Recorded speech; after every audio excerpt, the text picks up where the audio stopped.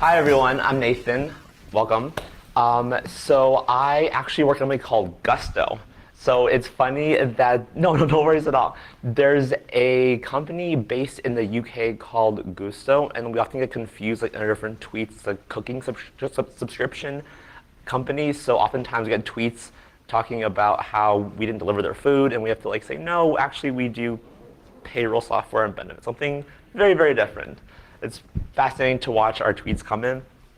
Anyways, yeah, so we're a company called Gusto. We do payroll and benefits for small and medium-sized businesses. I was the first application security engineer there, and for a moment in time, I was also the only member of the security team. So I want to start out with a little story. Initially, a lot of my coworkers and friends thought that it was super cool that I was the only one on the security team. They thought that I had a ton of power and I could do whatever I want, again, as the only member of the team. But spoiler alert, I had no power. Then when they knew that I was the only member, they wanted to know more about it. They were curious to see what it actually entailed, what my day-to-day would look like, again, as the only member on the team.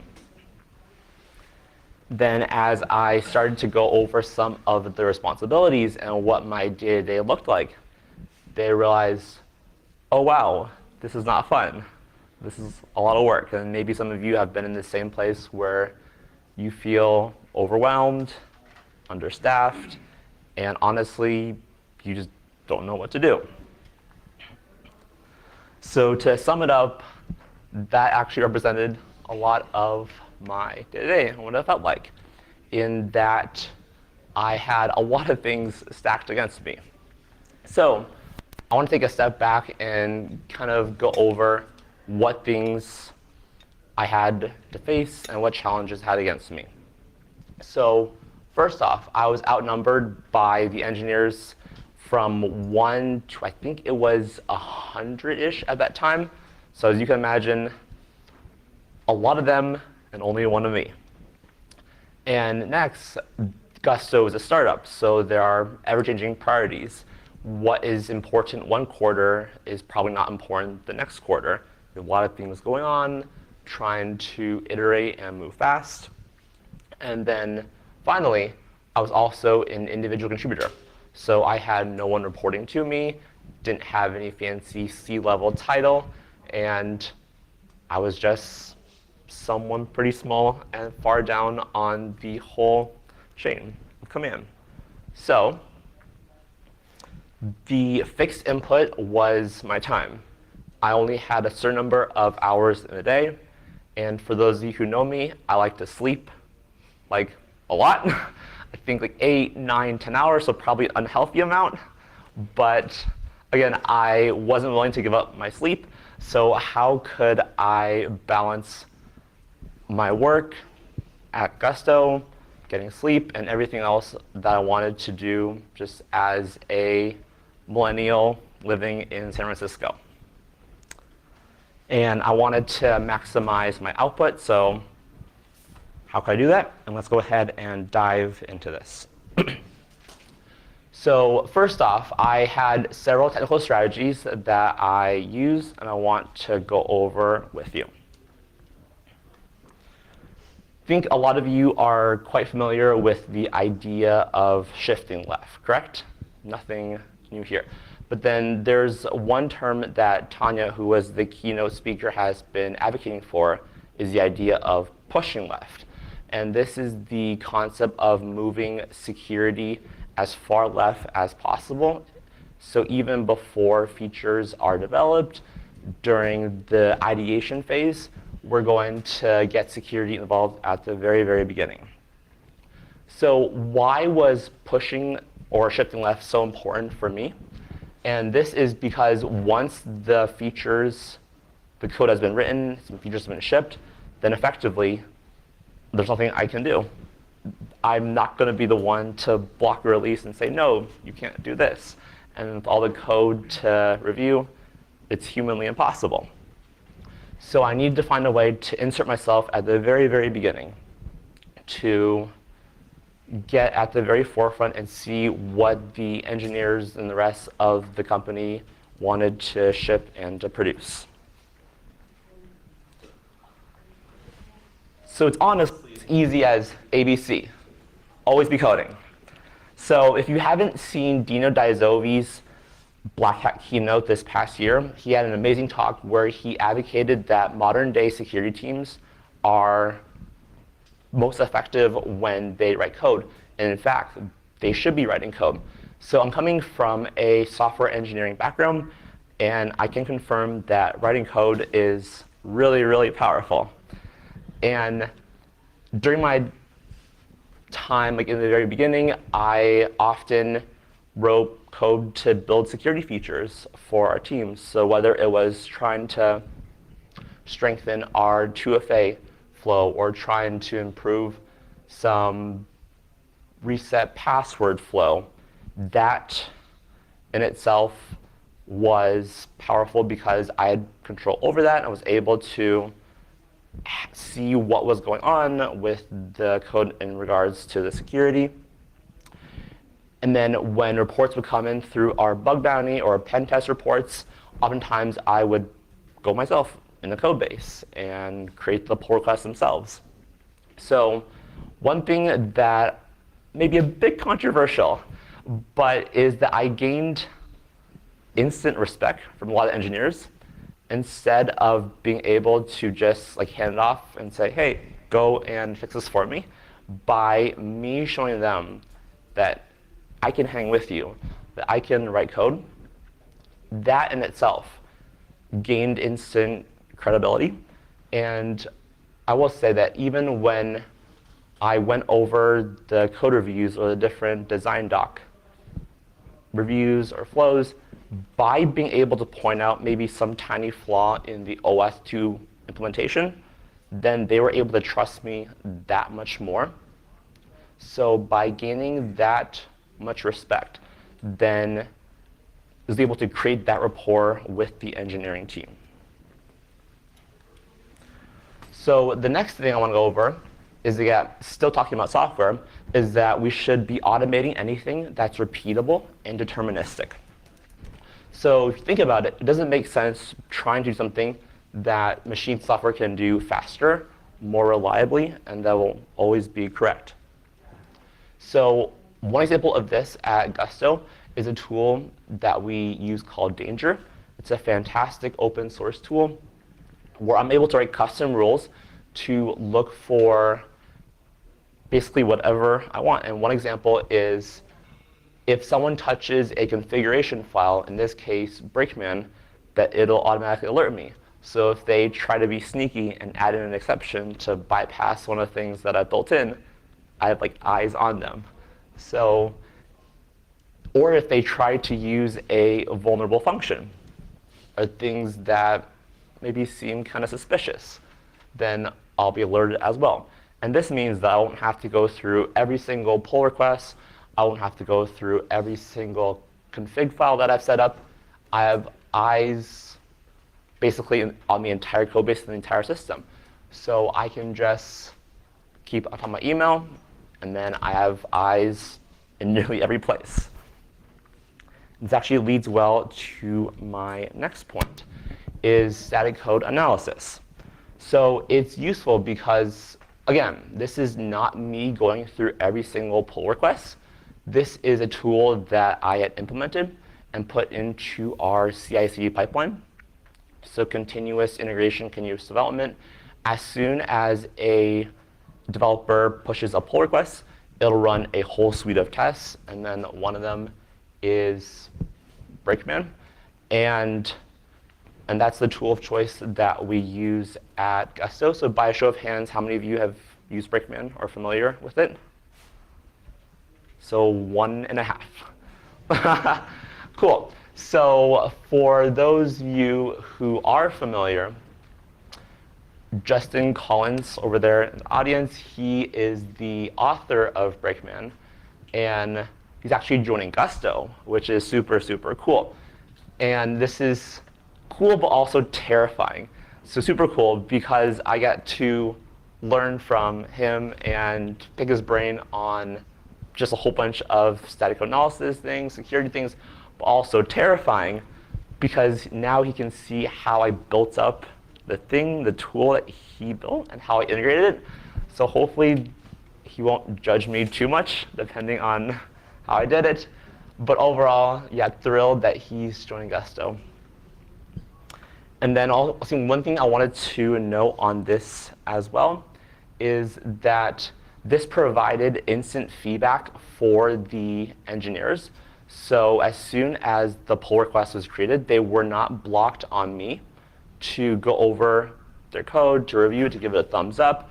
So if this passed, and then assuming the other criteria were met as well, they had the full liberty to merge their code, and again, without me blocking them, I was able to empower them through this mechanism, which I think is pretty cool. And the next thing I want to go over is vulnerable dependency management. So very much along the same lines of the previous few slides about talking about software and code, this is the idea, just repeating myself, is that I don't need to have eyes on every single package, every single config. This is the perfect way for the engineers themselves to get instant feedback. If a package is outdated, they're going to receive a ping that their team needs to update their gem, their package, or whatever else they're using in this thing. And then GitHub has a tool built in called Dependabot. They bought it about a year ago or so, and that has been fantastic because it creates pull requests automatically. It gets assigned to them, to the respective engineering teams, and then it's been a lifesaver, saving a lot of time on my end trying to coordinate different things. So now I want to move a little bit further right down the whole chain of development. So pen testing. I think we have some mixed feelings on this. Some people love it, some people don't love it. But whatever your stance is, I think we can probably all agree that it's not avoidable in certain situations. So at a minimum, I would say that you should be running pen tests at least once a year, maybe even more if your budget allows for it. And so there are quite a few wins that you get from this. So from the first one is that it's an easy compliance win. So when, let's say your company wants to create a partnership with a different company, a different partner, and then they want to send you a massive 28-page report talking about your security posture. Talking about personal experience. Those things are no fun to fill out. And if you've had to fill out some of those things, they suck. So by being able to pass along a pen test and demonstrating your security posture to these potential partners, it saves you a ton of time. And then also it gives you some baseline of how secure your product or your application actually is. And then another thing which may not be super obvious is that you can gather a lot of data points around your security posture. So from year to year, as you want to see how much more secure you're getting, we can see how many critical, high, medium vulns you get and start to graph and benchmark that. And as we all know, the execs in upper management love data. And here are hard data points where it's often difficult at times to get hard data for security. This is an easy one. Here are just a few vendors that we've had good success with at Gusto. And next, again, similar to pen testing, but I would argue different and important as well, is to run a bug bounty program.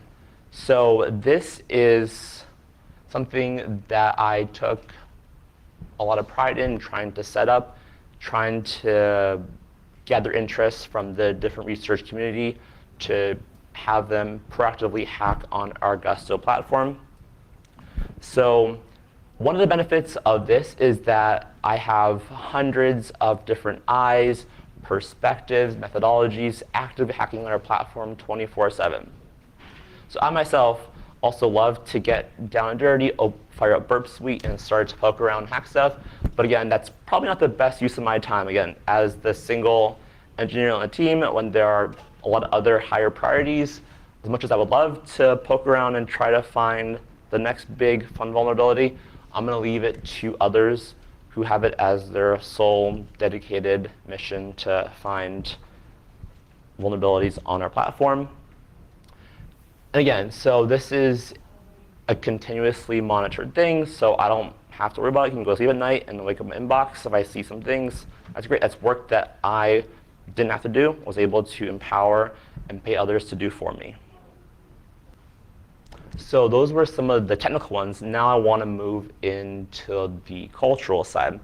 I think this is often overlooked in our industry and something that I'm proactively trying to change, again, with this talk right here, and even as a talk with different friends, colleagues, and different people in this industry. I want to advocate that, sure, it's great you can be as technical, as smart as you want to be, but if you don't have people on your side, then you're powerless. So with that being said, these were some of the departments that I partner with closely at Gusto.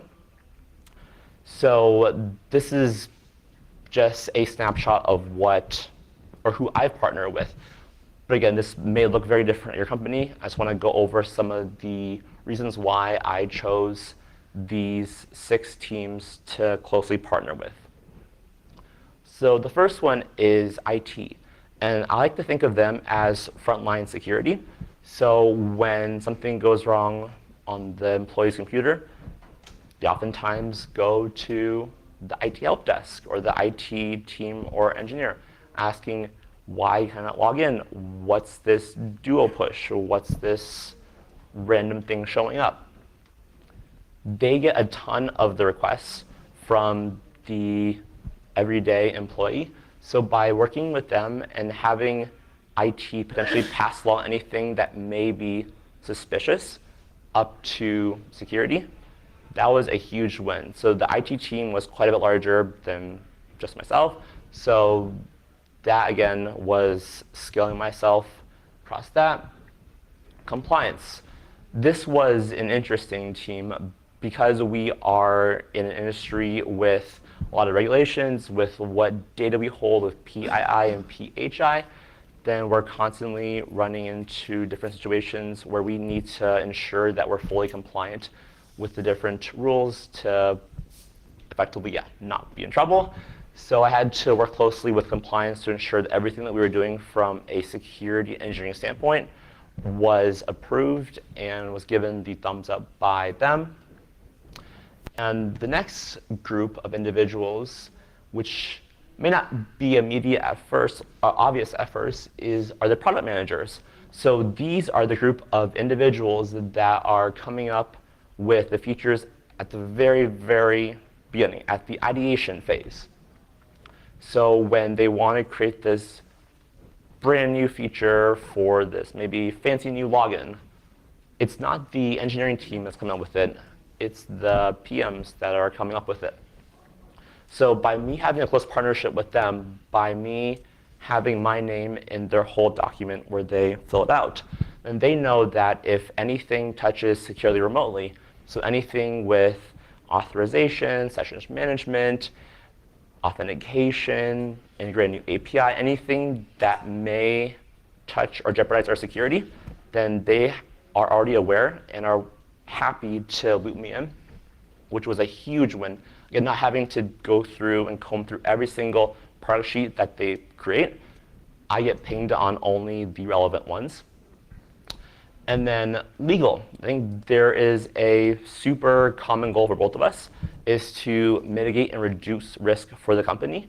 So by me partnering with legal, by me chatting with them and them having that tight-knit partnership, then I have eyes on a whole bunch of other things that I wouldn't get access to normally.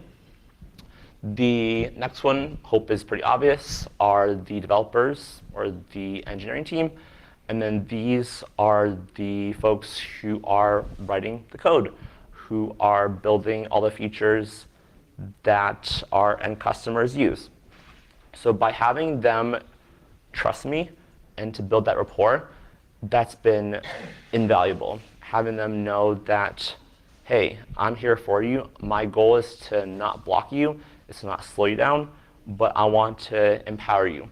So one thing that I often like to tell the engineers is, so actually, how many of you are familiar with Rainbow Road and Mario Kart? There we go. Okay, I got a few more hands this time.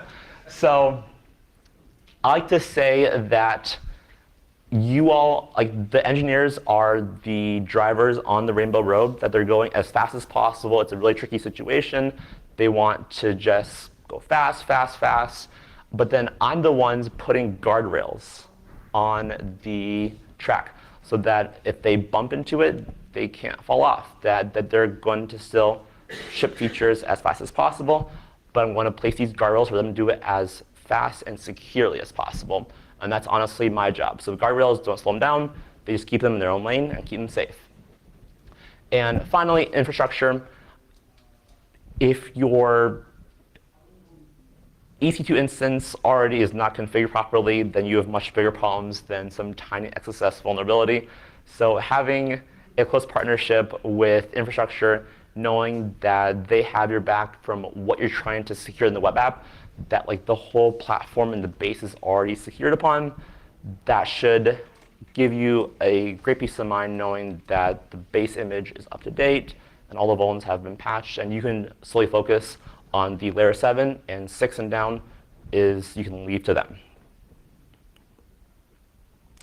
So how many of you have seen this image? Okay, I got some more hands there too. So oftentimes I feel like when people ask us, how are we doing? A very common response is, fine, good, okay. And I'm going to advocate that this is absolutely not the right response that we should be saying as security professionals. That we should not be saying that, yes, life is okay, life is going, life is great. And in fact, I don't think we're being truthful when we say that because, as all of you probably have seen, that, again, we have a lot of work to do, a lot of changing priorities, and trying to balance 1,000 different things. So I'm trying to advocate that we be more authentic with the different engineers, the different teams, people that we interact with. So be open and show them the pen test reports, show them the bug bounty reports, show them things that might be broken. I know it's maybe a little bit scary to be vulnerable, to be transparent, but from what I've seen from my experience is that once you have them on your team, once they're pro security, that is so powerful, is that they actively want to help. Because I don't think there's anyone who actively wants to not do security.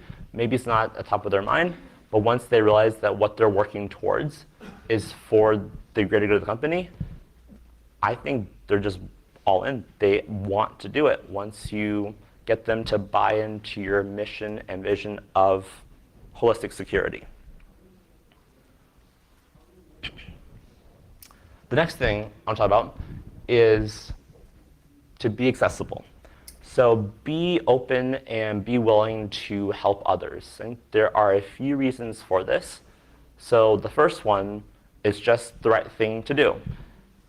Oftentimes, security might be seen as this scary, amorphous, random team off in the corner. But honestly, there's no reason why security shouldn't be like a friendly presence in the company. People should know who security is and what the team does. And secondly, it's because whether you like to admit it or not, you're most likely, as in you will, need to ask a favor from different teams. So through this, again, as the only engineer, I oftentimes would eat lunch with nearly every team. So I'd bounce from table to table, trying to make friends, to chat with them, to see how their day was, how their weekend was. And sure, it was a lot of effort to go around every single team, every single person. But again, now they knew my face, they knew who I was in the office. So that in itself was pretty powerful. I want to share another story with you. So there was one member of our legal team who had an issue with their 2FA on their personal account. I think it was for some banking app. And they were having some issues trying to set up, to scan the QR code to set up the token. And then this person asked me for help. Again, so very outside of my job responsibility. So this is their personal 2FA on a banking app, but they just didn't know how to do it and they wanted some help. So I sat down, I think spent 10 minutes, figured out some of the things, and they were super grateful. And as it turned out, I think about 6 months later, I needed a huge, huge favor. I had to push a contract through for one of our vendors, and then I was like past the deadline a little bit from like the SLA that they give, and I was like kind of walked up to them, like, can I ask you a big favor? And they were actually super open to it because I built the initial rapport with them. So they had no issue with kind of fast tracking me, which I was eternally grateful for. So I like to think of what we do, in a sense, our different transactions as kind of like working like a bank. So when we are accessible, when we try to help others, maybe not as part of our responsibility, we are effectively making a lot of deposits in the Goodwill Bank. And then more oftentimes than not, we're going to need to take a chunk out and to withdraw some goodwill and to ask for a big favor. So by putting in the work at the beginning, then you have a whole bunch of favors ready to go. And that in itself helped me a ton.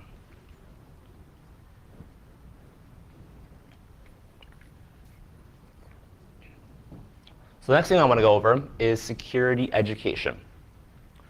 For this portion, it was important, again, to get my face out to the rest of the company. As a single person with a company that's ever growing, hiring a ton of people, how could I maximize my single time, or my single person and my time to a whole audience? So the answer to that question was to do several types of training. So when employees were onboarded to join Gusto, they go through about 30 to 45-minute security onboarding training, where we go over some basic things like phishing, 2FA, password managers, or just like simple things that we might take for granted. So by me being able to spend some time advocating for security at the very forefront, like when they join the company, that in itself, they already knew what to do, and more importantly, they knew who to contact. So it was to ping me on Slack or to email security at. And then to add on top of that, we also had a specific engineering training that I built for the engineers joining Gusto. So then this was a super security 101 high-level overview of what we do, or what I do for the engineering teams in terms of going over different tools we use in our pipelines, different vulnerabilities that we've seen in the past, how we develop software securely through our SDLC, and just like really basic things. So my goal through this was not to teach them how to mitigate every single type of XSS vulnerability under the sun, or how to build some crazy 2FA flow, but rather it was for me to put a name to a face. So again, when I had to work with them on a pull request or to build a feature, that was not the first time that I was interacting with them. So I think as a lot of you have a ton of meetings on your calendars every single day, I myself also have booked basically every day with meetings. And I can honestly say that doing the Security 101 training was one of my, probably the only meeting every 2 weeks that I really did enjoy. So getting a chance to work with the engineers, to meet them, even more importantly, especially we have a few different offices across the country, to know that, hey, I'm here for you. Let me know what I can do to work with and support you in any way possible. And then one more thing I wanted to add on to this is that we occasionally ran and do run phishing campaigns. And the purpose of this is to in no way shame anyone who does click on a link or submit some information, but rather it's to show them that, hey, security is of most importance, and that people are actively out there trying to attack and phish us. It's the idea of creating awareness and showing that even though you may be some new grad who just started on a sales team, you may seem unimportant, but in fact that you have a ton of power by yourself with what systems you have access to, and that we have to be collectively conscious of security as an entire company. So that just had a few different wins that worked out really well.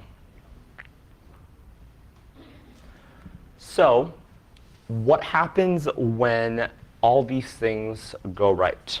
What happens when you exponentially scale yourself through technical and cultural strategies? And what does success look like? So now I want to share a few screenshots of different interactions I've had with various colleagues at work.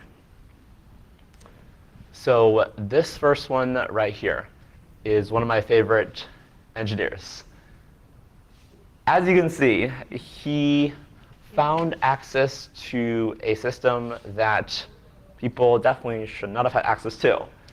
And indeed, this was quite concerning. So somehow, this engineer stumbled upon it, found it, and sent it over to me. This was a fantastic find, something that I would not have poked into, because this was a system that this engineer uses every single day and had a lot of familiarity with.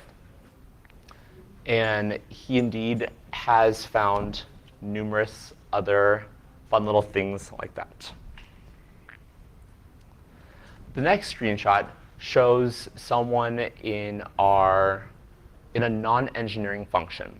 So this person also has sent quite a few emails over to myself and has shown that they indeed do care a lot about security and phishing emails.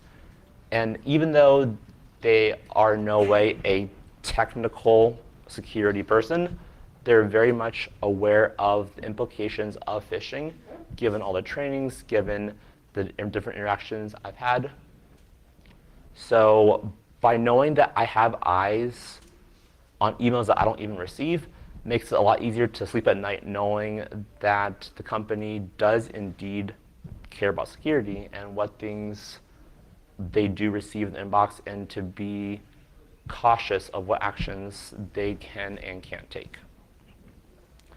And this might be one of my favorite interactions had with one of the engineers here.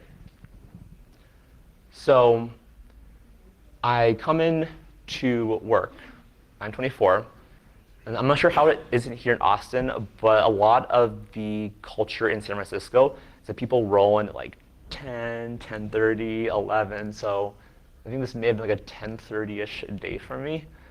And seeing this message was both sad in that we did have some more reports come in, but also made me really, really happy because this engineer took the time to proactively go through the reports that came in. I gave them access to the HackerOne platform to look through the different reports. And the best part of this story is that I had 2 pull requests ready to go in the afternoon with fixes for this.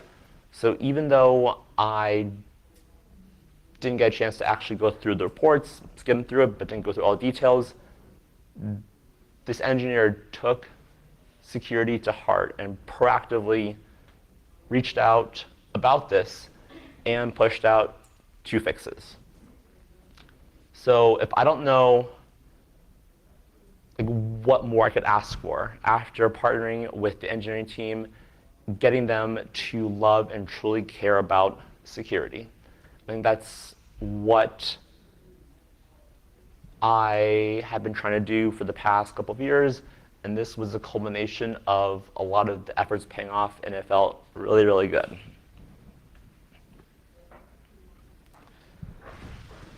So we went over a lot of things. And as you can see, it's not easy to get a team, get an entire company to care about security and what it actually looks like in an everyday changing environment. But I think by using a mix of technical and cultural strategies, that it's honestly doable to inculcate security in your company, to get engineers and non-engineers alike to rally together and build something special.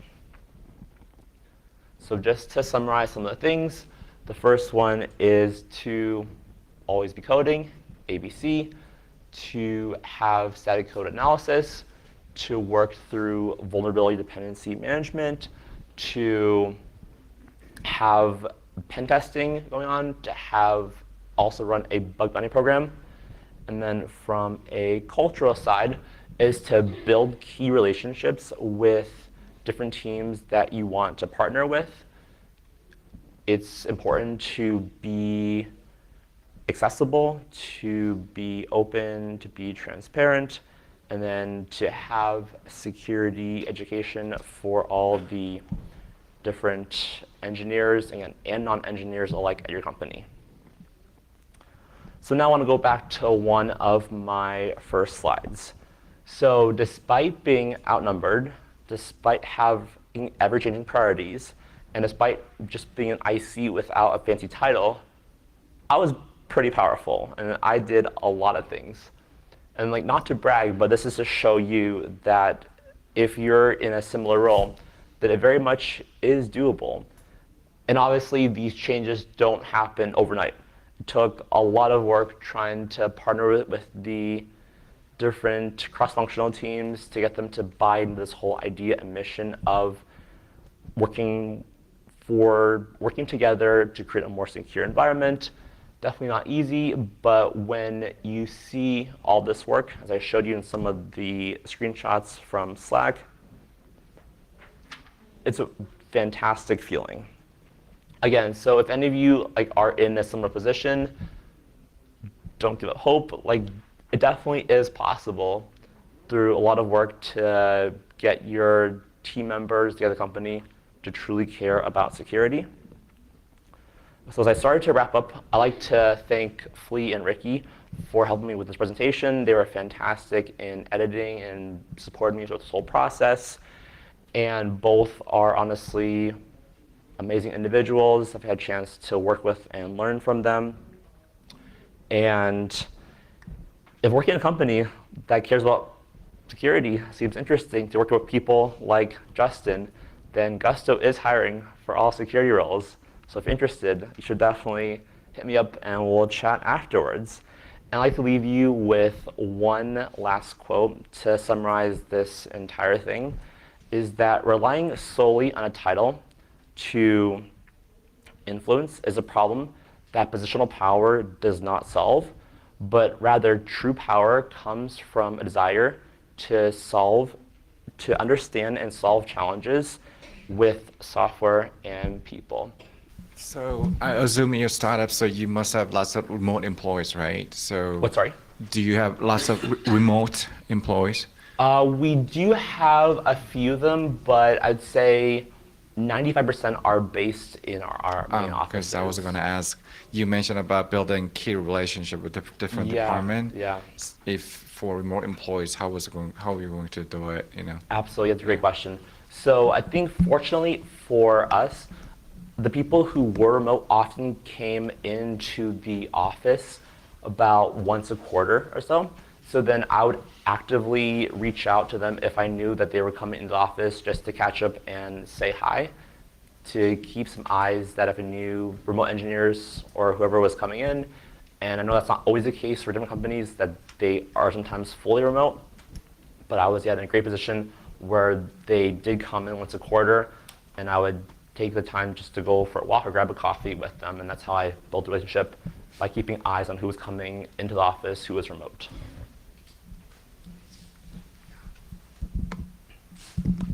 What keeps you up at night? A lot of things. What keeps me up at night back then or now? Those are probably two different answers.